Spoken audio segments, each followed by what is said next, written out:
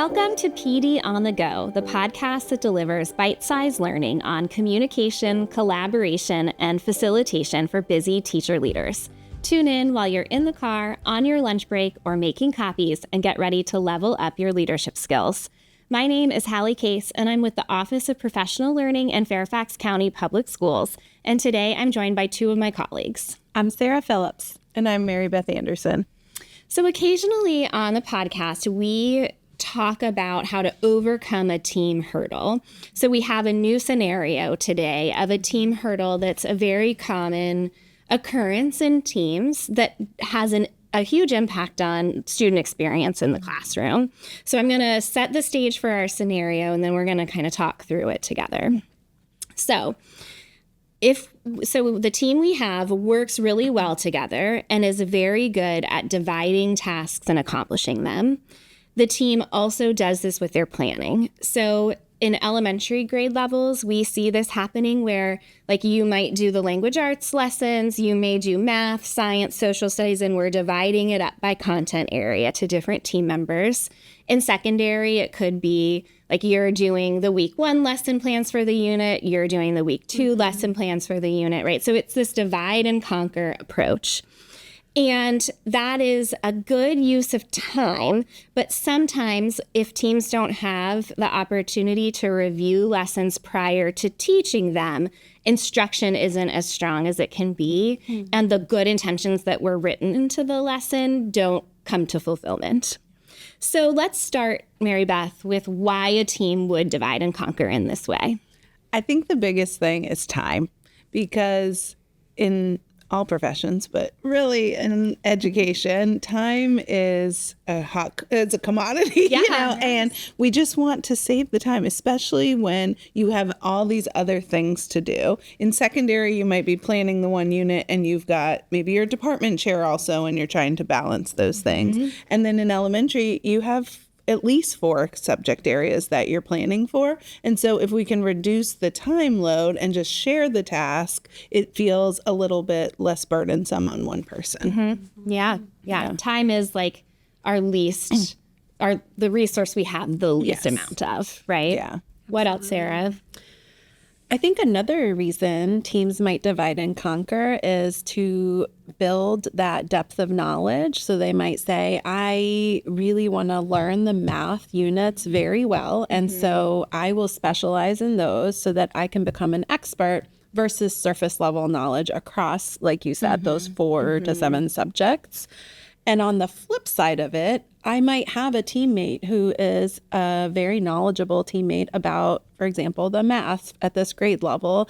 And we might by default have that team member create all the math lessons for that reason. So maybe it has to do with like our area of specialty, or building up an area of specialty could be another reason that teams divide and conquer. Yeah, which, I mean, both of these are really compelling reasons, right? Like it makes sense to me why a team would plan this way.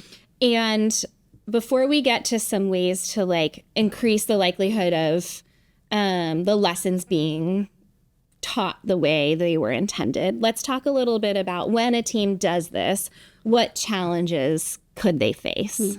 Yeah. So one, I think, is I know how I am when sometimes I look at something for the first time in front of an audience. I don't always have my stories ready or how I'm going to implement this, and I'm kind of doing it in front of the students. So an unintended consequence could be I'm just not as prepared. We've all been there, you know, when you come in and you put up those slides and you're like, or you start to do it and then you're like, I think it was actually supposed to be like this, but the kids are already in it. Every single teacher has been there. And so it's not a feeling that we love either. Yeah. And so I think that can be really hard for the students, most importantly, and for the teacher too, because we always do better when we're more prepared. I think something else would be like, if I'm planning the lessons for math, I might be thinking about the kids in my class, but I'm not thinking about the kids in other people's classes. So some of the scaffolds I might have built in are really for not all students and maybe just my students. That could be something too. That makes sense. You're making me think about also new teammates. So if there are new teammates or even new teachers to the profession and they join a team that may do this divide and conquer approach, I, as a new teacher or new teammate, may not understand the curriculum based on the slides that you sent me or the lessons that you sent me. And then I won't have that depth of knowledge or really even understand the curriculum at all. I may miss something, like you said, in the moment. Oh, I needed Play-Doh for this lesson, or I was supposed to have a passage that would go along with it. So it puts me in a difficult position too if I'm novice or new to the grade level or to the content. Okay, so we, in theory, like divide and conquer. Sometimes there's unintended consequences. So as a teacher leader, what could you do to support your team in approaching this differently so that those barriers of like time and preparation, we're removing that as barriers?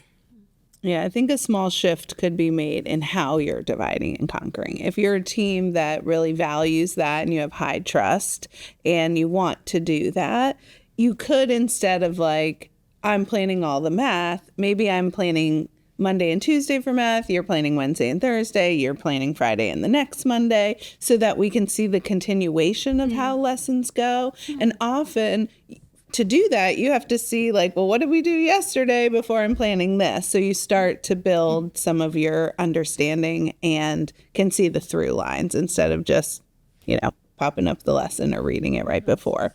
Another way you could do it is if you really wanted to leverage the strengths, you could say maybe you plan this month, or 2 weeks at a time, something like that. But if it's longer, just rotating to make sure that everybody gets a chance to really dig into the curriculum and learn it more. What else, Sarah? I'm thinking about teams and the time that they have together. So I have my 1 hour a week with my team. Maybe that's an opportunity for us to dig into one of the lessons and say, hey, I planned Thursday and Friday. Can we look at it real quick together and take a deep dive? And maybe that's our chance to poke holes or share some ideas and really understand the lesson a little better. And doing that, maybe not for every lesson, but just taking the time to dig in will foster that conversation about how do we reach all students or what preparation might be necessary.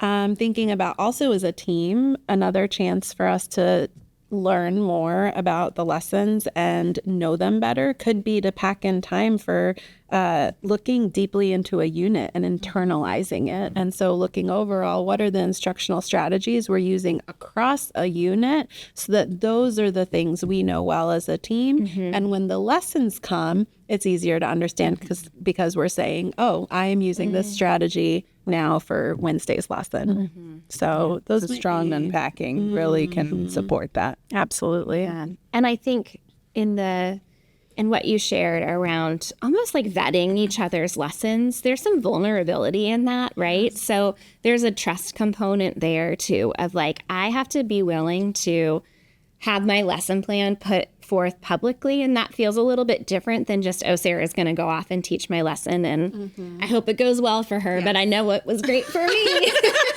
Right. So, so I think that that's an important consideration as a team leader, and maybe go first, like maybe be the first one to say, hey, I'm planning the lessons for this unit.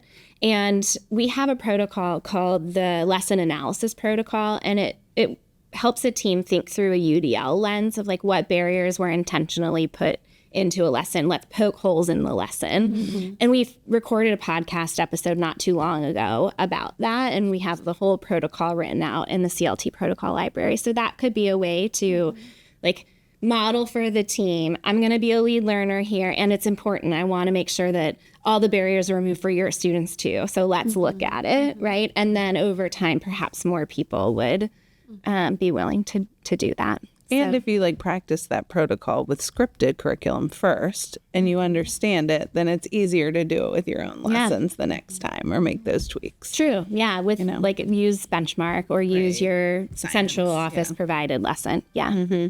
Okay, so we are going to share this resource with you, the lesson analysis protocol, as well as the podcast. We'll send you directly to that episode where we talked about that protocol. So you can find those resources on our Instagram account, which is at FCPS_PD. And you can also find it by searching PD on the Go in Atlas. Thank you for joining us, and come back next week for more PD on the Go.